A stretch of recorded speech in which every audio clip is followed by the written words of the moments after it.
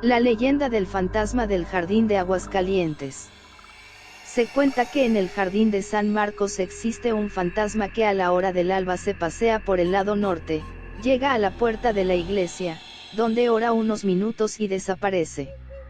Aún en nuestros días persiste esta creencia, por lo que muchas personas se rehúsan a atravesar el jardín a altas horas de la noche, ya que el mito se ha venido transmitiendo de padres a hijos. Solamente durante la feria de San Marcos es cuando se ve concurrido por las noches, por no conocer los fuereños la conseja y porque los lugareños se sienten acompañados por los cientos de personas que disfrutan de este legendario y romántico parque. Aunque se sabe que un espíritu sale todas las noches y recorre el jardín, según la tradición no se conoce el origen de esta fábula que tiene más de un siglo que se comentes. Según el profesor Alfonso Montañez, por el año de 1851, llegó a la ciudad de Aguascalientes un grupo numeroso de personas procedentes de Guadalajara, invitado por don Mariano Camino, iniciador de la primera exposición de industria, artes, agricultura y minería que se verificaba en las fiestas sanmarqueñas de ese año. Don Felipe Rey González fue uno de los que llegaron a probar fortuna. Él era familiar de Luis González, uno de los primeros colonos de el pueblo, como se llamó por mucho tiempo al barrio de San Marcos, y por tener un pariente pensó le sería más fácil establecerse en ese lugar. Se inició con una pequeña tienda durante la feria y como tuvo éxito, no dudó en comerciar en abarrotes y radicar por una temporada en esa villa. Como en todo negocio al principio le fue difícil, pero poco a poco se fue dando a conocer y ya había reunido 8,000 pesos, que sumado a su capital le daban 40,000. Pensó vivir definitivamente en Aguascalientes. En la calle de Flora, al lado norte del jardín, construyó su casa, la que por muchísimos años ocuparon los descendientes del señor González.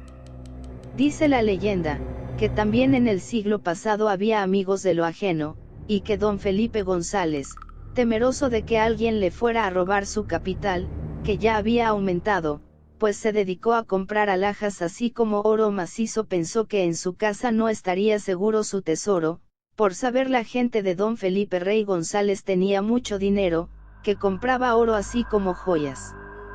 Varias noches no durmió pensando en dónde guardaría su dinero. No lo comentó ni con su mujer por el miedo que ésta tuviera alguna indiscreción con alguien, y pensó que el lugar más seguro sería el Jardín de San Marcos. Nadie iba a pensar que en ese lugar se enterrara un tesoro, y mucho menos iban a escarbar para buscar dinero. Y al pie de un gran fresno, entre un gran bosque de rosales, en el ángulo norte y oriente del jardín, una noche oscura, azulado únicamente por una vela de cebo, la que se le apagaba a cada instante por el aire, don Felipe enterró una caja de lámina y madera, de buen tamaño, en donde había depositado su tesoro. El señor González, que aún tenía su negocio, con frecuencia pasaba frente a su entierro, invitaba a sus amistades a tomar el fresco en el jardín, y se sentaba en la balaustrada frente a su caudal de dinero enterrado. Invitaba a sus amigos a charlas, a jugar albures haciendo apuestas fabulosas o de perdida entretenerse con la matatena. Así pasó algún tiempo. Un día, un grupo de amigos de don Felipe comenzaron a jugar albures. Todo era alegría y entusiasmo. Pero según el relato, alguien hizo una trampa y comenzó el jaleo, hubo insultos, gritos y de pronto, salieron a relucir las pistolas, y sin más se escucharon varios tiros. La gente se dispersó despavorida. A un hombre que corría por la esquina de Flora y Rivera, le alcanzó un tiro que lo dejó instantáneamente muerto. 2 más fueron heridos gravemente. Don Felipe Rey González palideció ante aquel zafarrancho y no supo qué hacer. Aterrado volteaba a ver su tesoro, e inmóvil permaneció un rato en ese lugar, hasta que llegó la policía y sin más se lo llevaron preso hasta que se aclarara aquel pleito donde había un muerto y 2 heridos. Durante algún tiempo, don Felipe estuvo preso. Una de sus más grandes preocupaciones era el entierro que tenía en el Jardín de San Marcos, del que nadie estaba enterado. Aquello lo hizo enfermarse gravemente. Tenía una pena moral que nadie conocía y lo que lo estaba acercando a la tumba. El señor González se encomendó a la Virgen del pueblito.